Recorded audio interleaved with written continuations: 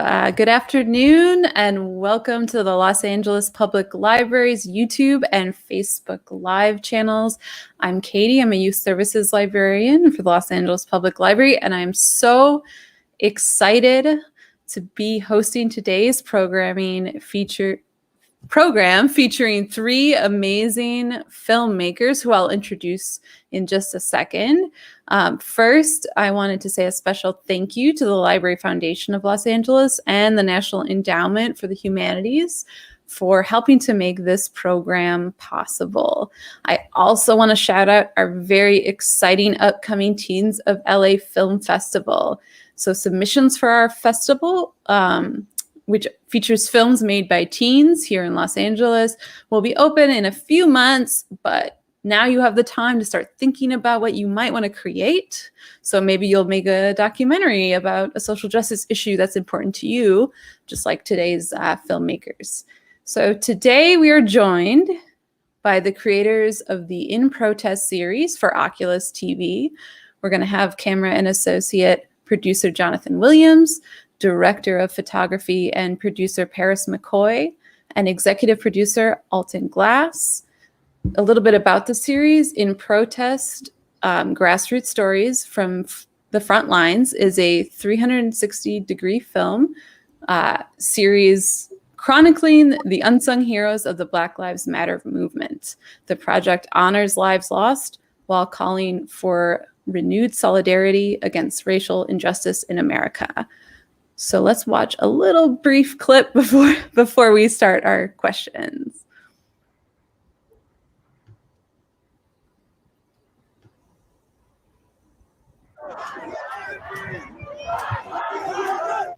We get caught to a fire, I can see black smoke rolling out, and you can see the people jumping out of windows on either side of the businesses.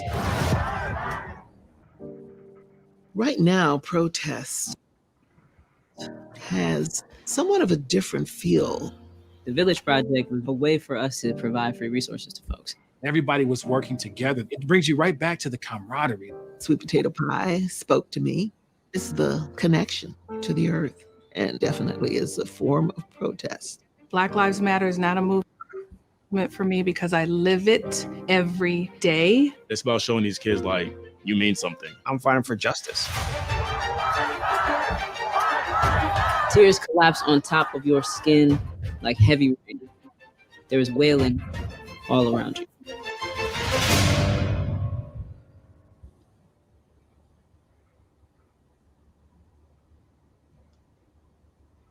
Oh, that was so great. And I promise it's not as choppy as my poor internet connection maybe makes it seem. With that, we're going to open it up to our questions to our guests. But if you at home have any questions or comments, please put them in the chat, in the comments, and we will answer them as they come up. So let's start off with tell me a little bit about how you all got into filmmaking. Alton, you want to start? Oh, yeah. Well, thanks for having me. Look forward to all the awesome questions and any insight we can provide. So my background is film and television. I started off directing probably when I was in my around 20. Prior to that, I was interested in becoming an actor.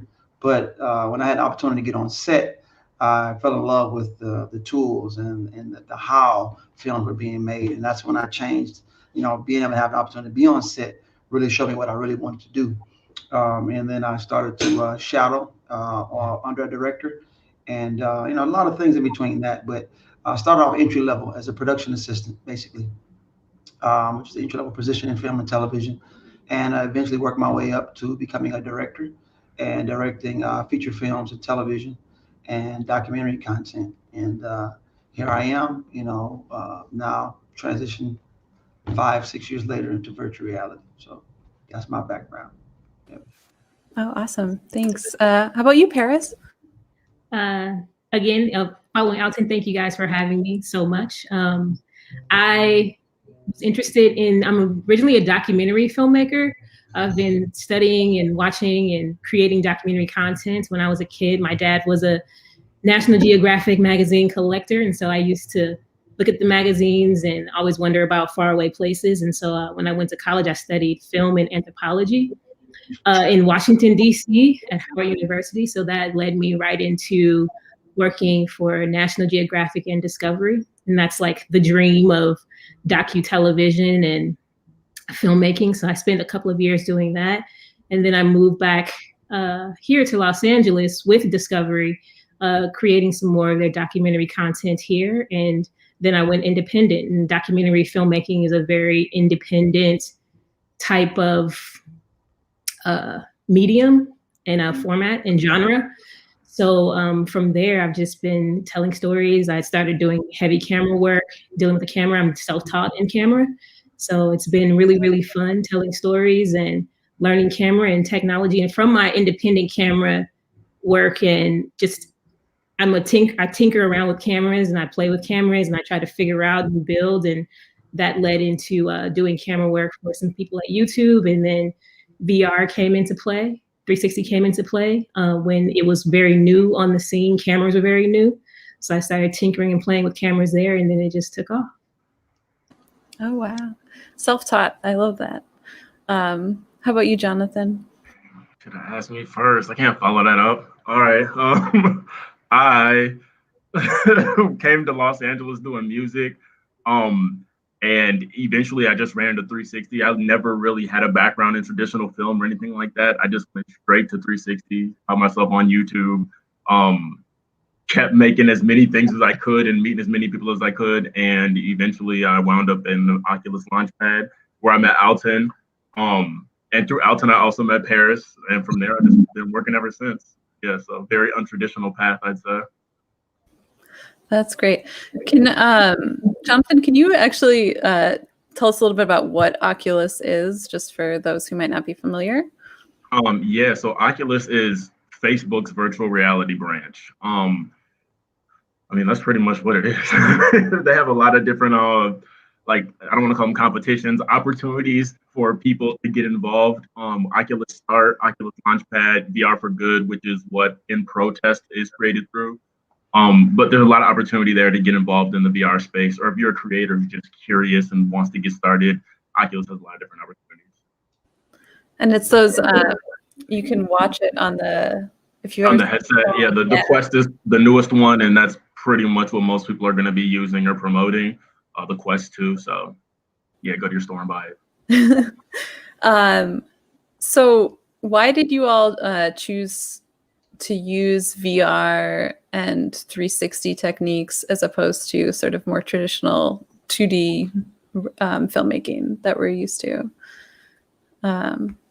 Paris? I will say that the majority of what I shoot is in the 2D format, but you know, this current season of the movement and the uprisings, I think there was no way to kind of really immerse people who are not able to be there on the front lines than to do it in 360.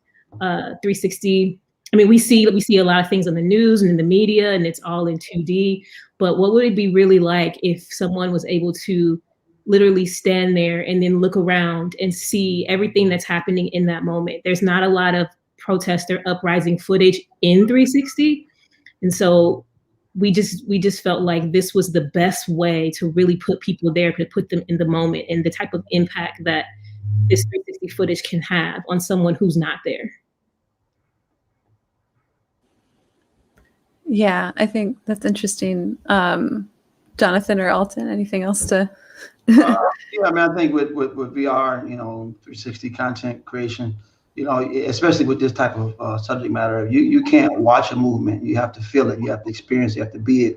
You know, even if you look back historically at how movements were started, you know, they didn't have, you know, all the traditional, you know, resources that we have today. You know, people got out there and they had to get in the thick of what was happening and be and be sort of a martyr to what was happening in order for other people to say, wow, this is really happening. Let me get out here. So now we can take that a step further and actually, for those who can't get out there, feel what's happening so that they can, you know, really see how this is impacting people's lives. Yeah, I'm gonna second that and say it was just the content we were doing happened to work really well in 360, like protests, riots. There's something happening all around, and that's pretty much the point of the format, is to try and capture when you got a live setting, and we had nothing but live setting our time. The Washington DC episodes. Did the pandemic and coronavirus, did that play into that as well, that choice as well, to go with the 360? Just because not as many people maybe were able to be out. Oh, 100%. I mean, yeah, you definitely, there's a lot of people who, couldn't, actually participate because of pre-existing conditions, or just location to be able to get there to the movement. So, this provided us an opportunity to bring the movement to them and experience it, which was great. And I think this was a perfect tool because too, nowadays you have access to so much content. It is one thing to watch, the marches on, your Instagram, but it's another thing to say, wow, I could actually get in this, So, shout out to the team who went out there and was shooting it. Paris and Jonathan, I mean, they were really, really in the heart of shooting the action, flames and everything. I will say this, you always want to create content that continually has an impact on you personally. Like whenever I do put on a headset and I look at In Protest again and again, it instantly takes me back to that moment. I remember very intensely where we put the camera at that moment, where we felt it. So I know that if it has that impact on me, especially when we're looking at the footage in the post process over and over again, then for someone who is not that intimately related to the content, like the impact that it'll have on them. So that's why, to Alton's point, like it puts you right there, and it does it every time. So how did the In Protest series come about? Were you already planning on doing something about Black Lives Matter, or you just saw what was happening and decided to jump right in, or how did it? Facebook had an initiative called Lift Black Voices, and they were actively looking to tackle social justice initiatives, especially in the Black community. And one of the co-creators, Adam, and Paris, they all came together, and Jonathan, and we just started seeing the idea had came up, and then we started to see other filmmakers that were out there. I talked to Jonathan. He was like, "Yeah, man, I'm out in Minnesota." I was like, "Are you shooting the footage?" Like, "Yeah." He's taking his camera. He started shooting. Another young guy, Tiago, he was out in Atlanta. He started shooting. He was like, "Okay, we know there's something here." And now things have aligned. And then from there, the conversation just took shape to, hey, let's bring all these creators together in these 4 cities, along with another guy who was out here, Tony, and so I was here shooting as well, and put this all together. And it just organically came together. It's like the time is now. Let's make it happen while it's time sensitive, all the way through to the King's birthday. It was funny too, because before Alton had approached me, when the uprising started in Minnesota, apparently on one end, Alton was reaching out to Jonathan, and I reached out to Jonathan at the same time saying, are you there? Are you out there capturing this in 360? So it was just kind of, as these things were happening, like all the creators just felt like it was something that needed to be captured in 360 without even knowing like where this was going to go, where it was going to be. It's just immediately everybody was like, somebody's got to be out here capturing something, and everyone was doing that. In their respect. I wasn't actually doing that. I would not have gone out if Alton and Paris did not hit me up, so they manifested that. But you had to get ready. You were ready. And the first thing I was like, Jonathan, in the middle of whatever, I was like, Jonathan, are you capturing this stuff? You should do it. It was like the first night of the riots, and I was like, I guess I'll go out there. So would you guys advise teens who are interested in sort of documentary filmmaking and social justice to, with Guardian's permission, to just kind of go out there and try to capture things? Or yeah, it's about content, and there's so many ways to get your content out there these days. Like as a young filmmaker or somebody just starting, even if you're just using TikTok to kind of get your feet wet, Like there's too many opportunities. YouTube, Vimeo, you can post your stuff up anywhere, and you never know what's gonna hit for people. So if you want to create content, just go creative. Mm-hmm. That makes sense. Just be responsible. You know, if you can get a chaperone, great. But if you're in the moment, you know, having your camera with you will provide the opportunity to get it in the moment. And you just never know. The work will always be viable, you know, when you put the work in. Yeah. Yeah, just if there's something that you see or an issue that really speaks to you, and you want to go out there and capture the content, you know, to Alton's point, with supervision and permission, but capture it. You know, one of the persons that captured the Los Angeles footage in 360, when we were actually compiling our episodes, he actually had some photographs that he captured in '92 when he was a teenager. And so it is always viable. It is always important to capture a moment. We were able to put that in an episode now. So. Oh, wow. That's amazing. So we have a viewer question. Diane asks, what did each of you guys study in college? I know a few of you mentioned it, or Ferris mentioned it, but what did you study in college? And did any of you ever submit to a film contest when you were teens? Or were you making films or in some capacity when you were teens? Well, I graduated from UTE, the University of Trial and Error. Yeah, I did not go to traditional college. I had to learn by doing, and I would just shoot anything. I started off shooting weddings when I was a teenager to learn how to operate a camera. That was the opportunity that was there for me. And, you know, I shot those weddings like they were little mini documentaries, and I started editing those. So, you know, I built upon my knowledge base with the tools that I had access to, and that eventually, by seeking other opportunities in film and television and music videos, I was able to transition into music videos, story, you know, and storytelling eventually. And I'm self-taught, you know, through, you know, working with other mentors. And I think that's another part that's very important. Even if you don't take a traditional filmmaking path in school, you know, pick something that can complement your storytelling as a filmmaker, right? And I think you'll be in great shape. And yes, I have submitted, you know, to film festivals throughout my career, but never as early as a teenager. So I think you're much ahead of your time to be thinking that direction. So I will go for it for sure. What about you, Jonathan? I went to school for international business, and while it wasn't actually filmmaking, I dare say that was when I made the first film I ever made. Was like out traveling. I just was like taking videos on my camera, and then got back and wanted to splice like a story of my adventure. So that would be the first time I really made some content, but I didn't submit it to anything. I didn't start submitting until I found Film Freeway, and then I just started going crazy. Nice. Oh, sorry. I was just going to ask Paris, did you make anything as a teen? I know you mentioned what you studied and everything, but. As a teen, I always took a lot of pictures. My grandmother was like the queen of the Polaroid. So she was very, very good at like documenting any and everything that we did as a family. So I always tried to outdo her and take as many pictures as I possibly could all the time when I was a teen.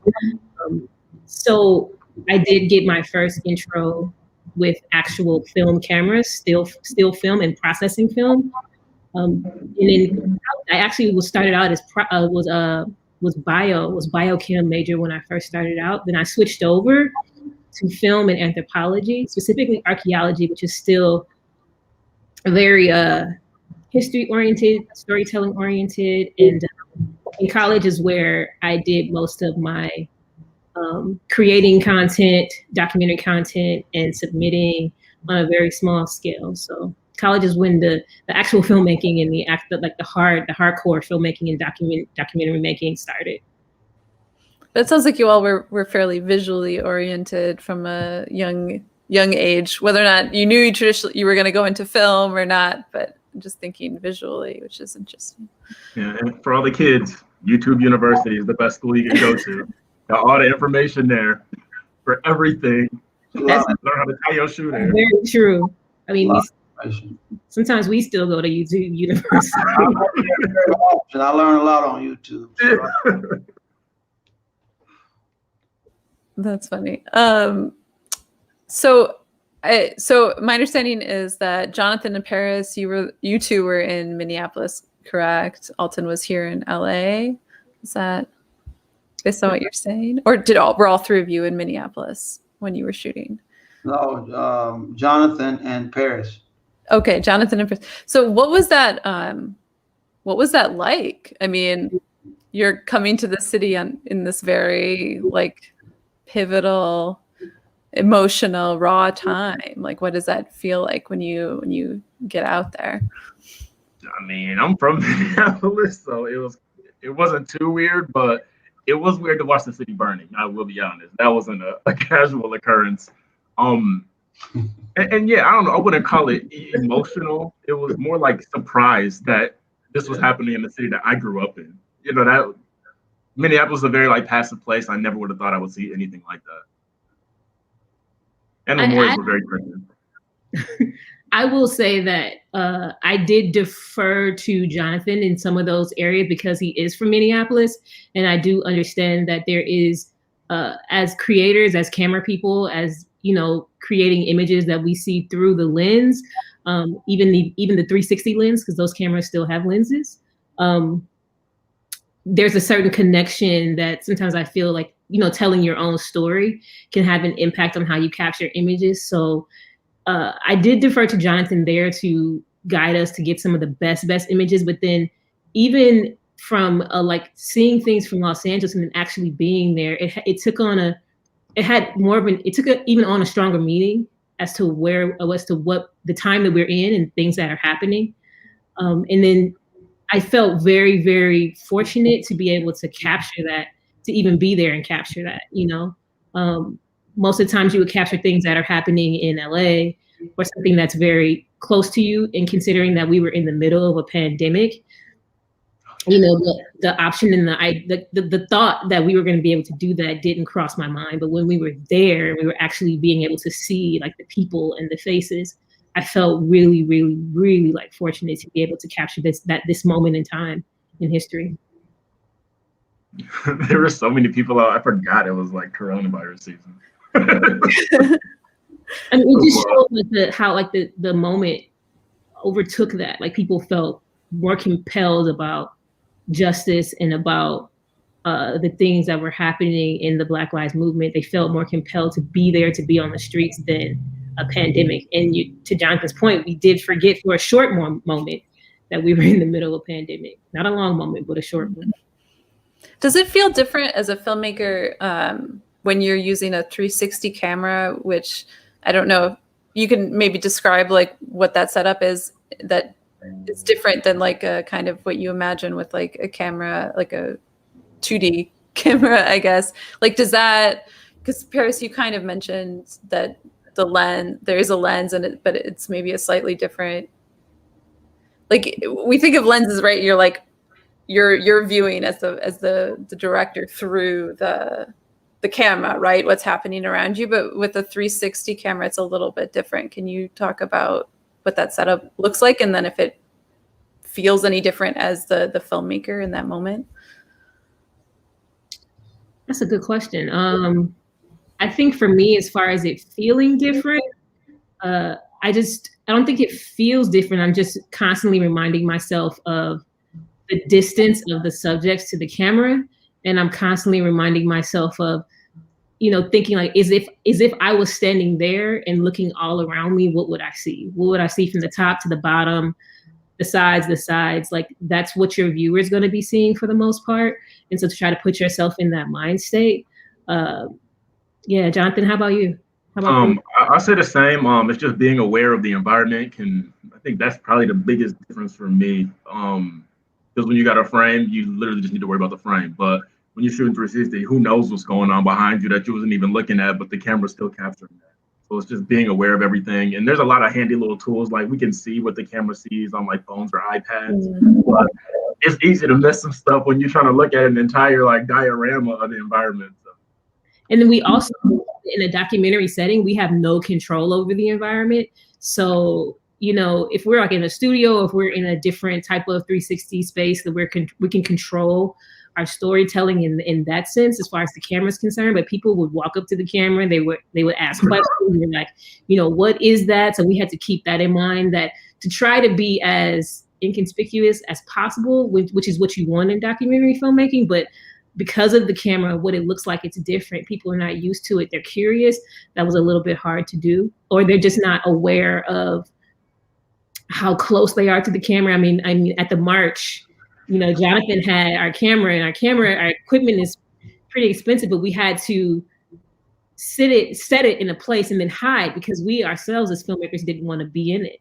We didn't want to be in that space. We didn't want to be standing there. So, you know, with thousands of people going through the National Mall, and then you set this camera out in the middle of, you know, a walkway because you want to capture the environment, and then just sweating bullets, hoping that no one would trip on the camera and knock it over, or people just were very close to our gear.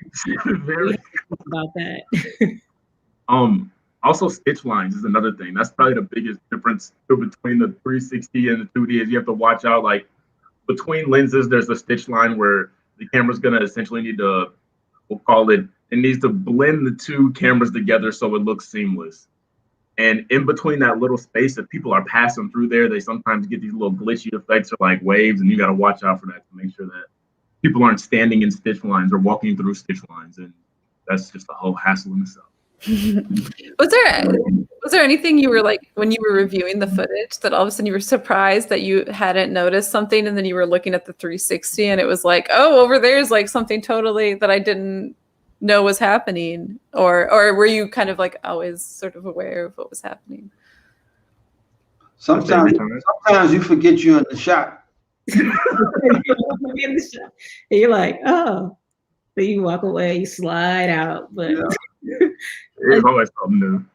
Because I mean, sometimes you try to hide, and it's like, you know, you're a full sized human being, and you're like, how can I hide behind this branch? Maybe no one will see me, and then you look very obvious because you're hiding. And it's not, you're hiding, but you're not hiding that well. And then when you look at the footage, you're like, is that my leg? Who is that? So, you know, we've learned how to hide ourselves very well. Are there any plans for In Protest continuing, or any sort of similar projects focusing on Black Lives Matter or other social justice movements that you guys are planning in the next few months or year that we can look forward to? Yeah, I want to drop you a trailer in there to one of them that we started on last year, that we're going to be dropping this year, called POV, Points of View. It's about the social impact and awareness of artificial intelligence and its impact in law enforcement and on certain communities, and how Black and Latinx communities, predictive policing, and these technologies where the issues that we face on the outside, such as racism or implicit bias, are now being moved over into our technologies, and we want to make sure we don't have the same cycle happening all over again from the previous generations into the technology of it. It's going to be sort of embedded into the fabric of our lives as we see now every day. So I'll put something in the thread. Y'all can check out the trailer. Awesome. Jonathan, Paris, are you working on that project as well, or are you on your own projects now? I'm not doing anything Black Lives Matter related, so. That's okay. We had a question in the chat asking about how much the equipment costs, and then maybe we can, if there are low cost alternatives that maybe teens can use. Maybe, I don't know for 360 or not, but for filmmaking. You can get some cheap cameras for a 360. Like you can get let's see. You can grab a Insta360, which is what we shot like a lot of In Protest on. I think that's like $4,000 right now. $4,000 ish, give or take. There's also, for a lower price point, you can get a GoPro. I think GoPro Max out is the new one, and that's going to be like 500 if I'm not mistaken. If Mhm. you don't care, if you just want to get out there and try, then you could get a GoPro Fusion, which is like their old camera. You might get that for like 300, 250. You can get a Gear 360, which is Samsung's old camera, for like 100. You can get like $50. You might find it for $20. And I mean, don't be afraid to, if you're a budding filmmaker and you're curious, like, don't be afraid to reach out to some of these companies. They do have programs where they want to get cameras into your hands as a youth, and they want you to try it. They want you to use it in your everyday. So don't be afraid to reach out and see what's available to you. Yeah, you can even go on like OfferUp, which is now owns Let Go. I remember when we were doing workshops, I was finding cameras on there, headsets, a number of items on there that had not even been used for like $50, $100, like and some of this equipment was like $300-400. So there's a lot of things on you might be able to find brand new or used and in good shape. That's very, very cost effective to get you started. That's great. Yeah, I didn't know about all that. Doesn't the library have some cameras on there? If I'm not mistaken, I don't know. Over there. I'm not sure exactly what are available for checkout right now, but when we are open again, we do have our Octavia Maker Lab that has lots of various filmmaking equipment, computers with various sort of expensive softwares that you could all use for free. I'm not sure all the details, but you can go on our website and find out exactly the equipment list of stuff that we have there, and everything would be for free or very, very cheap. So we're going to do one more question, and it's a question I was going to ask anyway, but our viewer asked, how can we watch In Protest, and can you watch without a headset? Who wants to take that one? It's on Oculus TV. I actually just dropped a link in there too, because I found there wasn't a place that just had them kind of consolidated. So I just made a quick little page that has all 4 of them, so you don't have to like go hunt through Google. And I'll probably update that a little bit to make it more streamlined, but just so that people can click there and just watch it, or at least watch the trailers and then figure out what they want to do. I'm going to put it in the chat. Oh, Alfie, you got one too? Does it go straight to the episodes like you just watching? Let me give you a link to the, when you upload it to Oculus Media Studio, it publishes it to the Oculus TV and VR, and it publishes it to the Facebook page, the GRX Facebook page, where you can see them in 360. So I'll put that link in here. I just dropped the GRX Oculus In Protest VR page in the chat, so it has all of the links on it. Okay, good. Okay, and then do you need the headset to view it? No, you can watch it in 360 on the browser, or if you have a headset, you can watch it in VR on Oculus TV. Much recommended that you watch it in VR, though. Yeah. Ideally, if you have it in VR, you're getting a much different experience. And I think is there not a way to make a VR headset? Isn't there like you can get like a cardboard one or something, like pretty inexpensive? Yeah, you can watch them in phone into one, Magic one, and in cardboard for sure.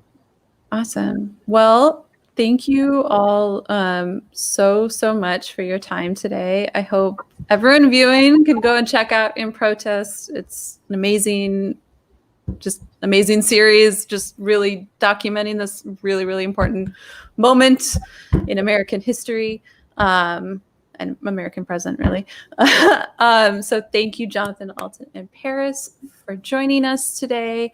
Thank you all at home for watching, and we will see you next time.